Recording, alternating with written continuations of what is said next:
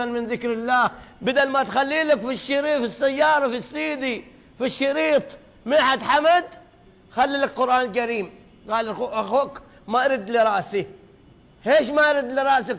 قال يا الله يوم أسمع بالروغة أشوف عمري ما طيق. مالك ومال بالروغ أنت الحين؟ أنت الحين بالحياة والموت، صح ولا لا؟ شالت أنك تواير ربل، صح ولا لا؟ يا الله يا الله، بس يا رب سلم يا رب سلم.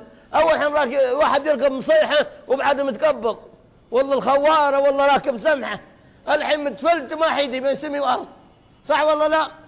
عاد شاحت اقبض كون يقبض ماشي.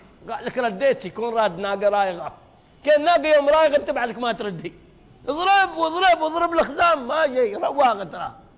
كيف يوم راكب سباعية عاد بتلاقون انتوا وياها وطي الشارع. بيني وبينكم عاد عن يسمعنا اصحاب السباعيات، صدقوني بقول لك عاد صلوا على النبي.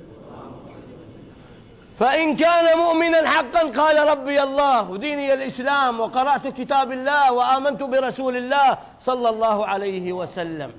وإن كان غير ذلك فيقول لا أدري، لا أدري، لا أدري، فيطرق بمطرقة في رأسه يصيح منها صيحة يسمعها كل الخلائق إلا الثقلين ولو سمعوها لصعق.